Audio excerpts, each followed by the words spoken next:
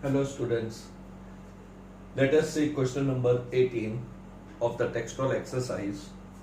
Here the electron and proton are bound at a distance about 0.53 angstrom. So an electron is bound to a proton. We have to find out the potential energy of the system in EV, taking zero of the potential at infinite separation of electron from the proton. So the situation is, we have a proton and at infinite distance, say this distance is infinite, the potential energy is zero. So this is our electron whose energy is zero at an infinite distance. We have to bring this electron from infinity, where its potential energy is considered to be zero. So it is given that take zero of potential energy at infinite separation of electron from proton to be zero. So we assume the potential energy is zero. Now we have to do the work and bring the electron at a distance, say R1, and that R1 value is 0.53 angstrom. Now, when I do a work to move an electron from infinite distance to R1, the energy is spent, and this energy spent is stored in the form of the potential energy of the system.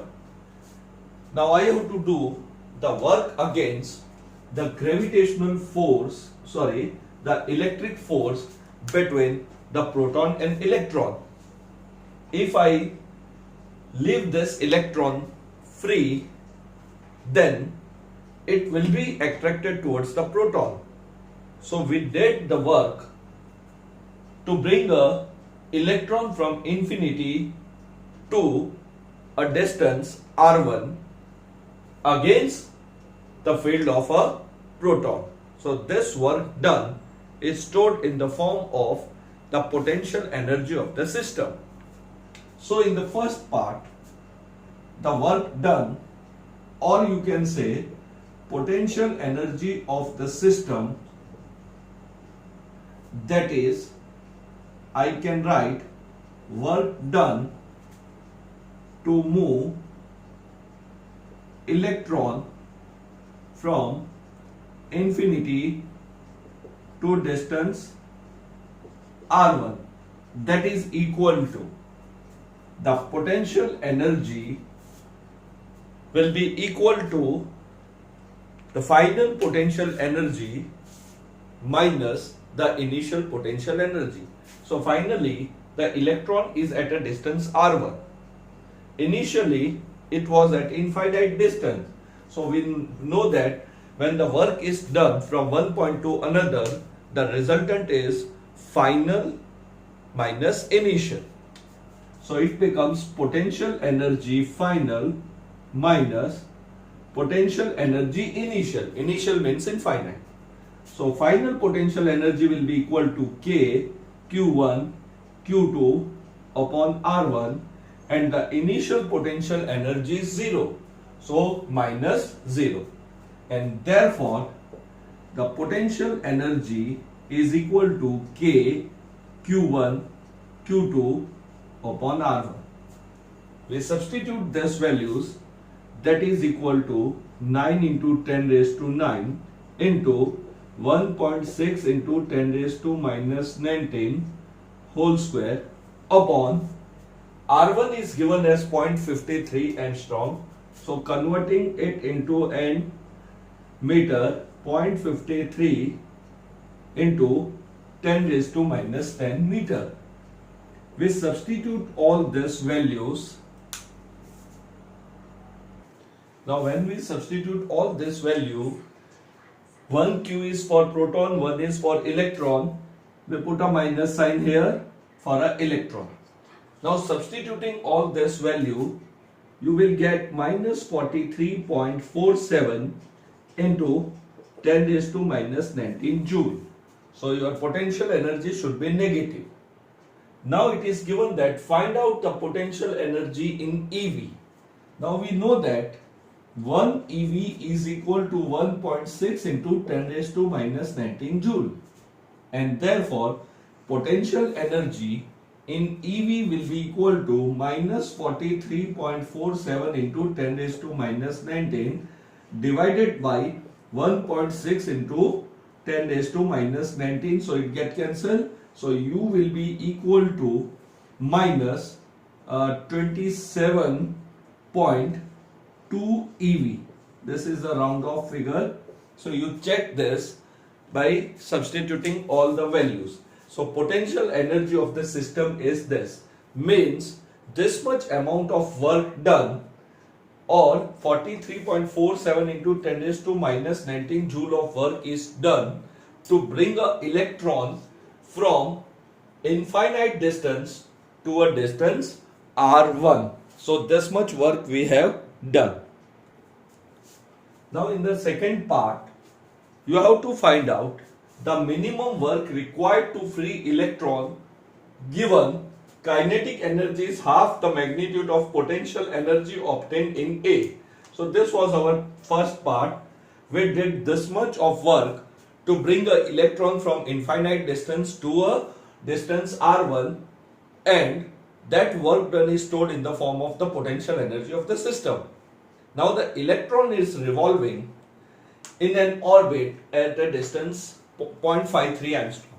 Now it is given that the kinetic energy is half of the magnitude of potential energy obtained in this case. So kinetic energy is equal to half into 27.2, that is in the terms of EV. So kinetic energy is equal to 3.6 EV. So this is the kinetic energy of a electron. Now in order to free the electron, we must find out the total energy of the system. It should be remembered that if the kinetic energy of any body is x, its potential energy comes out to be 2x and the total energy comes out to be x. So this is the general formula. This is the kinetic energy. So if I take kinetic energy x, the potential energy should be minus 2x, and the total energy is the sum of kinetic and potential. It comes out to be minus x. So let us find out the total energy. So total energy is equal to potential energy plus kinetic energy. So this is minus 27.2 plus 13.6. So total energy is equal to minus 13.6 EV. So this much is the total energy of the electron which is revolving around the proton or the positive charge. Now we have to free this electron. The free how much work you will done? How much work is required to be done to free an electron? Now in order to free an electron, its total energy should become 0. So it is bound by the energy. Negative sign indicate that electron is bound. So if I want to free it, I should apply the minimum energy of 13.6 EV. It should be plus, so total comes out to be 0 or more than that. So we will write, let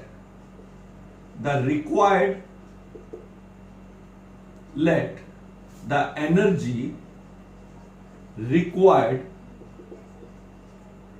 to free electron is x, and therefore 13.6 minus this much energy it have plus minus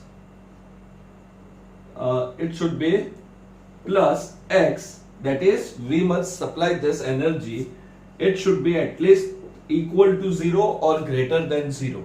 See, we have to find out the minimum energy or minimum work required to be done. So minimum work required to be done, instead of doing all this calculation, it is clear that the electron is bound by 13.6 eV, that is minus sign means bound. So I have to apply minimum at this much energy. So if I solve this equality, then X is greater than or equal to 13.6 eV. And if we have to find out the minimum work, then it should be equal to 13.6 eV. So if you apply minimum 13.6 eV or energy greater than this electron which is bound to the proton will be free from the boundation of the proton, or its total energy becomes 0. Now in the third portion, we have to take the 0 of the potential energy at a separation 1 angstrom. See, in the earlier portion, the 0 of potential energy was taken at infinite distance. Means we need to do the work from infinity to a distance r1. Now the 0 of the potential, suppose this is the final position, that is electron, this was our r1. Now the 0 of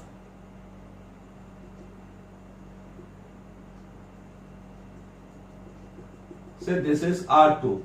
Now this point P is where we have taken the potential energy to be 0. Means now I have to do a work to bring a electron from the point P to Q, say point P to R, like we did in our theory.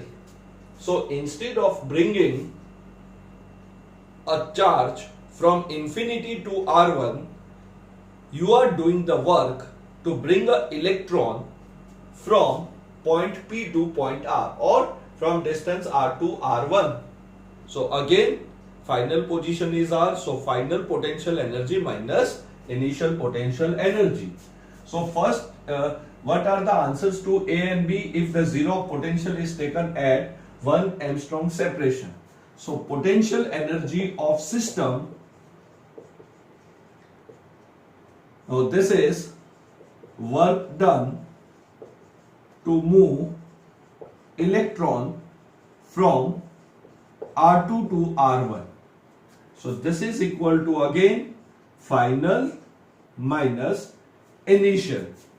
Now the final position is same, but the initial position has been changed. So let us name this symbol as ui dash, this as u dash. So u dash is equal to final position, so k q1 q2 upon r1 minus k q1 q2 upon r2. Now individually we can find this value. This value is already found in EV, that was minus 27.2 EV. So we find out this value. This is equal to minus 27.2 EV that we have found in A, minus 9 into 10 raised to 9 into 1.6 into 10 raised to minus 19 whole square. Again we have an electron, so minus minus becomes plus, divided by, now the distance of final distance was 1 angstrom, so it becomes 1 into 10 raised to minus 10 meter. So this is equal to minus 27.2 plus, you substitute all these values. Say also you have to convert this value in EV, because this value was in EV. So I divide it by 1.6 into 10 raised to minus 19. So now this answer comes out to be in EV. When you solve all these quantities, it comes out to be 13.6 eV, and therefore the potential energy of the system is minus 13.6 eV.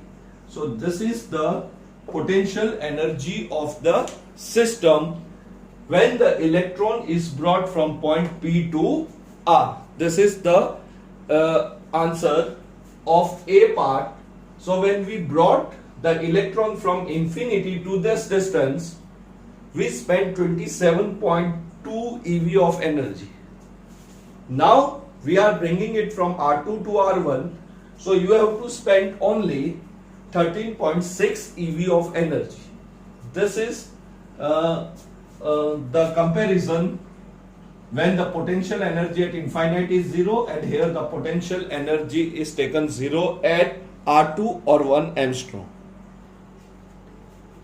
Now see the B part. How much minimum work is required to free the electron? See, in both the cases, whether the zero of potential is at infinite or the zero of potential is at R2, the initial position of the electron is same, that is in a fixed orbit, and its total energy we found was minus 13.6 eV. That was its total energy. Now here the potential energy comes out to be 13.6 eV. Now we know that total energy is equal to potential energy plus kinetic energy. Potential we got is minus 13.6 eV, and the total energy should not change because the initial position is same. So total energy should remain same. So what you can conclude about the kinetic energy? So now the kinetic energy becomes 0. The kinetic energy becomes 0. So when we do the work to bring an electron from point P to R, its kinetic energy should become 0 because the potential energy comes out to be minus 13.6 eV, and when this electron was revolving around the proton at distance r1, which is same whether you brought it from infinite or you brought it from r2, its total energy is fixed, that is minus 13.6 eV. Now here itself we got 13.6 potential energy. So in order to get the total energy minus 13.6 eV, the kinetic energy of the electron becomes 0. Now if the kinetic energy becomes 0, again the total energy comes out to be minus 13.6 eV. So work required to be done will be again same as we did in portion B. So we write here the explanation. Here potential energy is minus 13.6 eV, means instead of spending 27.2 eV, we spent only this energy. Now here potential energy is this much, and total energy of system at R1 is minus 13.6 eV. That is fixed whether you brought electron from infinite to R1 or R2 to R1. The initial position is fixed. So its total energy of the system at R1 is this. So we conclude the kinetic energy is 0. So kinetic energy is 0. Now I write total energy is equal to potential energy plus kinetic energy. Therefore, total energy is equal to minus 13.6 eV, and therefore the work done, minimum work required to be done to remove an electron will remain same. So minimum work required should be plus 13.6 eV. So again same answer. So for B the answer remain same. For A the answer changes when the zero of potential energy is changed. So you have to remember this, that when the zero of the potential energy is changed, the potential energy of the system will definitely change. In the first case, the potential energy at infinite distance was 0, but at a distance r2 it was not 0. So potential energy changes. Now kinetic energy in the initial case remain fixed in both the cases. So we have to consider that the kinetic energy should be equal to whatever difference we get in first part and the second part. Here you found the potential energy to be minus 13.6 eV and the total energy of the system or the kinetic energy was 13.6 eV. Now that kinetic energy should become 0 because the total energy of the system remains fixed. The total energy can neither be created nor destroyed. So whatever be the situation, total should always remain same because the sum of kinetic and potential energy always remains constant. So in first case the total energy was minus 13.6. In second case also the total energy of the system should remain minus 13.6 eV. So in order that total energy is equal to potential plus kinetic, here potential itself is equal to the total. So we assume or we consider by law of conservation of energy that kinetic energy should be 0. So this is example question number 18. Now let us come to question number 14. We have two charges Q1 and Q2 separated by a distance of 30 centimeter. Find out the potential and the electric field at the midpoint of the line joining the two charges. So you have to find out the potential as well as electric field at the midpoint of line joining the two charges. Second part we will see it later on. First we do this A part. So we have a two charges. Let us take this two charges Q1 and Q2. So Q2 is equal to 2.5 microcoulomb and Q1 is equal to 1.5 microcoulomb. Let this point be referred as A and B. The distance between them is 30 centimeter. This is a midpoint, say point P. So we have this distance as 15 centimeter and this distance as 15 centimeter. We have to find out the potential as well as electric field at a point P. So let us first find out the potential. The potential at point P is given by, so potential at P is equal to potential at P due to A plus potential at P due to B.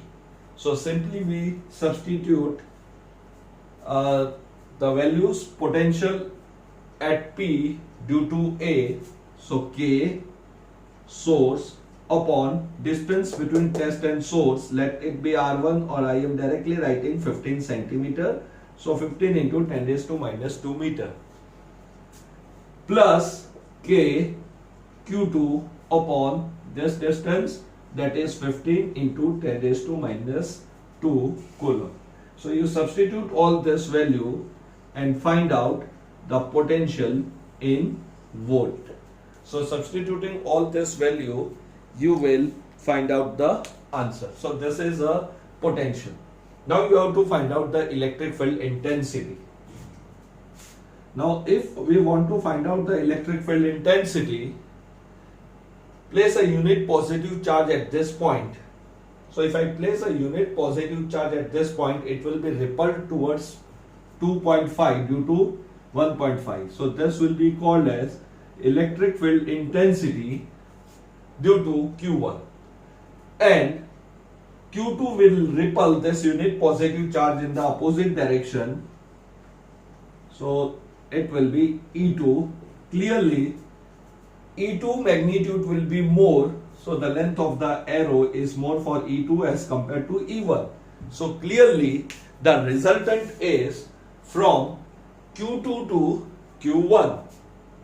So the direction is already known from the diagram, and since E1 and E2 are opposite, we can find out the electric field intensity resultant by subtracting E1 from E2. So the electric field intensity at point P is E is equal to E2 minus E1. Here E2 is greater than E1 and the direction is opposite.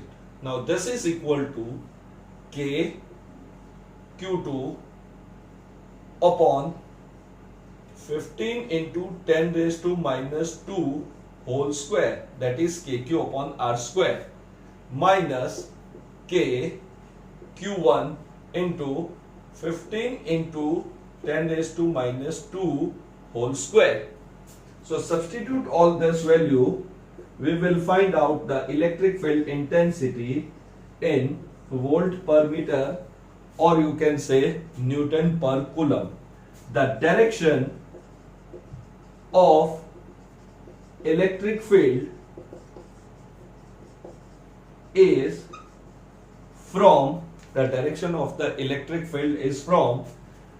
Q2 to Q1, that is from 2.5 microcoulomb to 1.5 microcoulomb. Now the second part is, the point is located 10 centimeter from the midpoint in a plane normal to the line and passing through the midpoint. So now we have a two charge. This is your Q2, let the location be B. This is Q1, location is A. The distance given is 30 centimeter. Now the point P is 10 centimeter from the midpoint and it is in a plane normal to the line. So normal to the line, passing through the midpoint, let this be a midpoint O. The point is normal to the line, so that is an equatorial point only.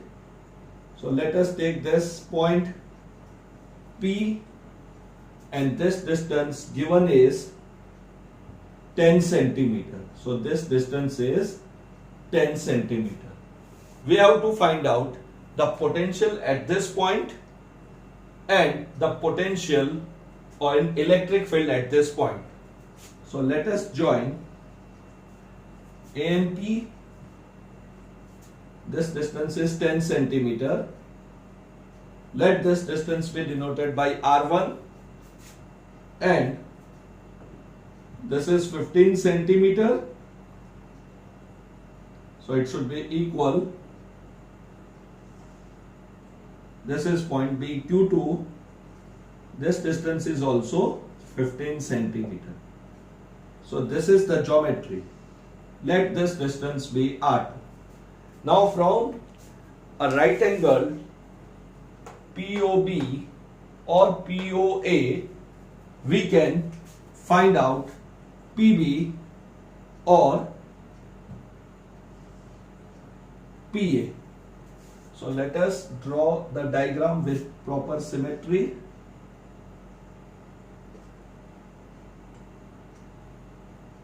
This is Q2. So you have to see that both the triangle are congruent or similar. Now I can easily find out this PB or PA by the Pythagoras theorem. So in the B portion,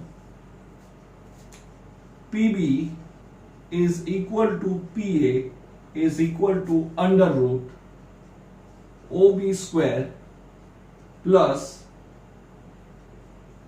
PO square. So that is equal to 15 square plus 10 square. That is in centimeter. So 15 square plus the 10 square. We will do this calculation. So we find out this value to be about 18 centimeter. Now it is very easy to find out the potential. Potential at P is equal to VA plus VB. That is potential at P due to charge at A, potential at P due to charge at B. So that will be equal to K Q1 upon R1. Here R1 is equal to R2 is equal to 18 centimeter, that is 18 into 10 raised to minus 2 meter, plus K Q2 upon R2. So Q1, K, Q2, R1, R2, all things are given. So we find out the potential at a point P by substituting this value. So the calculation is left as an exercise. Now we have to find out the electric field intensity. Electric field intensity is a vector quantity, so the directions are involved. Now let us take, we know this is a right angle.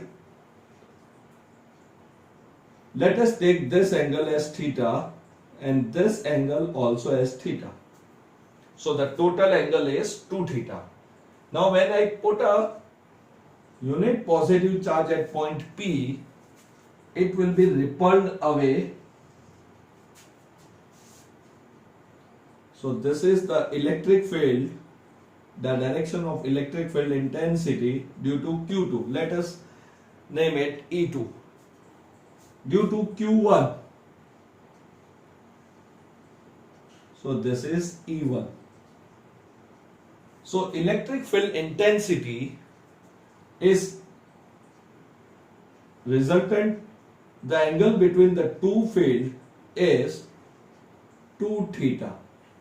So now if I want to find out the electric field intensity, I have to find out the angle between these two fields. Here in the first case, the electric field was easy because both were in the opposite direction and we did the subtraction. But in this situation, it is not the case. So first I have to find out the theta and then 2 theta.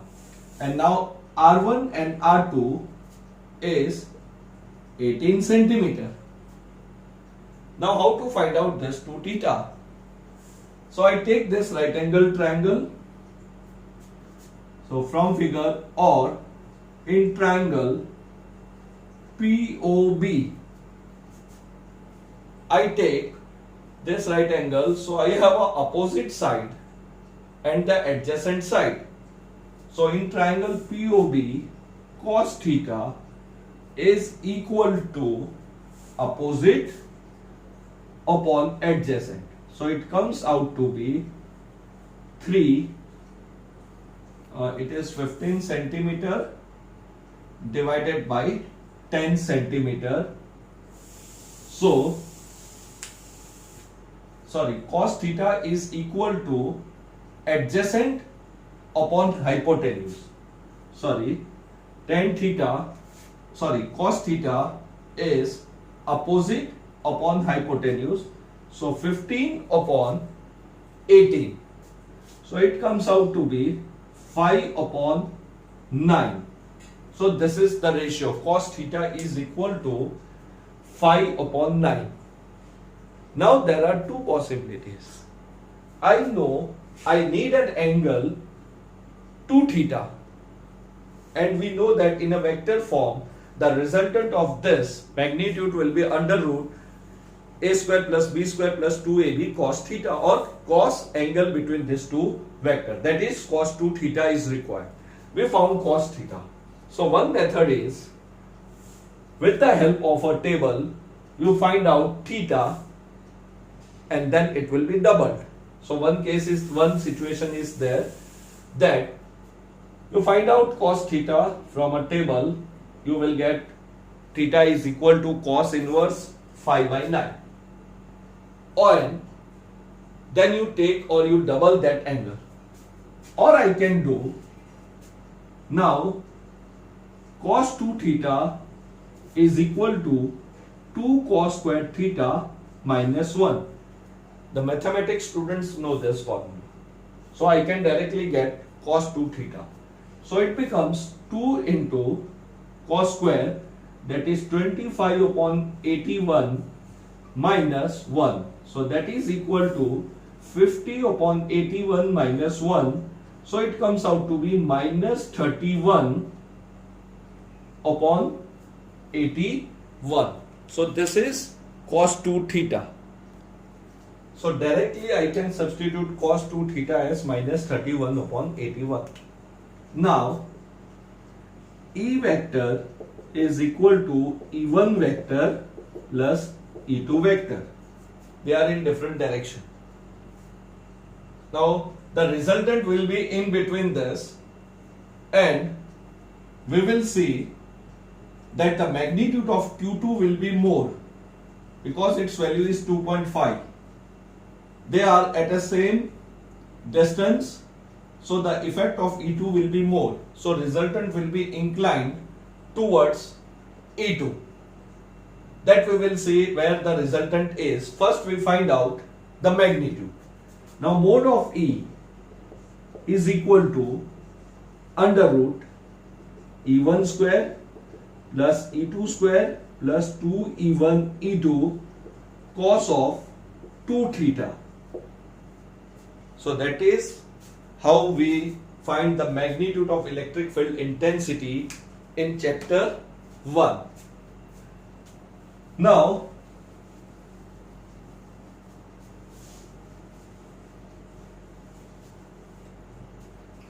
E1 and E2. Now E1 is equal to K Q1 upon R1 square. So you find out the electric field intensity, and E2 is equal to K Q2 upon R2 square. So this is lot of calculation is involved. So individually you can find out E1 and E2, they are in micro, this is in centimeter, you convert it into meter. Then after finding out this value, you have to do the calculation. I substitute those values here. So I get E1 square plus E2 square, whatever value you get here, plus 2E1 E2 multiply by minus 31 upon 81. So you do this calculation and find out the magnitude of the electric field intensity, and you check the answer, it comes out to be in Newton per Coulomb. So this is how we find out the magnitude. So lot of calculation is involved. Now the resultant is somewhere near to E2. So let us assume the resultant is, this is E vector. We have to find out the angle. So exactly I don't know where the resultant will be, but it should be near to E2. So I extend this. Let this point is C, say. Now this angle is assumed to be alpha. That is, alpha is an angle that E vector makes with E1. So we know that to find out the direction, tan alpha is equal to, if you remember in 11th, tan alpha was equal to B sin theta plus A plus B cos theta. This was our formula. So here, in order to find out tan alpha, this should be equal to E2 sine of 2 theta divided by A, that is E1, plus E2 cos of 2 theta. Now you have found cos of 2 theta, that is minus 31 upon 81. And we know that cos square theta plus sin square theta is 1. So sin square theta will be equal to 1 minus cos square theta. So I find out sin 2 theta also from this identity. Sin square 2 theta is equal to 1 minus cos square 2 theta. That is sin square plus cos square is equal to 1. So cos 2 theta, we know that this is minus 30. This is minus 31 upon 81. That was the cos theta. Cos 2 theta we have found. So you find out its square, multiply, take the LCM and find out sin square theta, take its under root, substitute this value. So either you apply this identity to find out the solution, or I said earlier, you take the help of a table, and we got theta is equal to, cos theta is equal to 15 upon 18. So directly you find theta from the table, where the cos theta is equal to 15 upon 18. That was 5 upon 9. So here we applied that formula. You find out sin 2 theta and then find out this value, tan of alpha.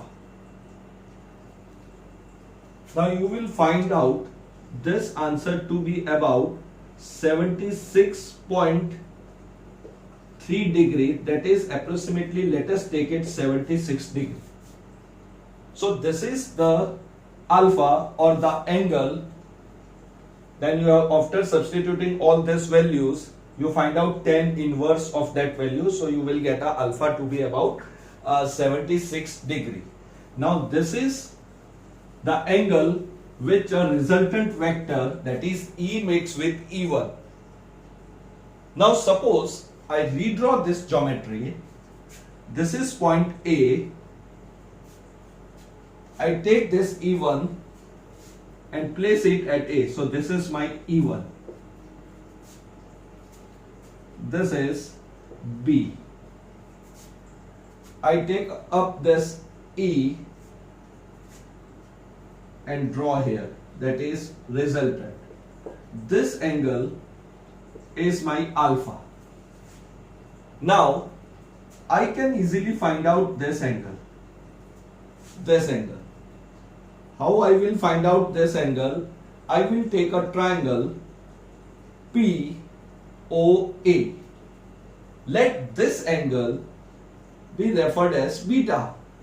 Let this angle be referred as beta. Then I can find out this beta.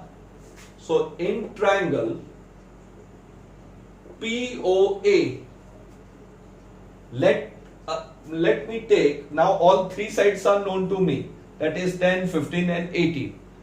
So you can find out by any formula. So sin beta is equal to, now sin beta will be equal to opposite upon hypotenuse. So that is 10 upon 18. So this can be found as 5 divided by 9. So you find out beta. Now you will see that when you find out sin inverse 5 by 9, it comes out to be around, this is approximately 34 degree. So this angle is 34 degree. This angle is about 76 degree. So this total angle comes out to be 110 degree. So see, now I can write the resultant direction in different way. The first thing I can write is E vector makes an angle 76 degree with respect to E1 vector.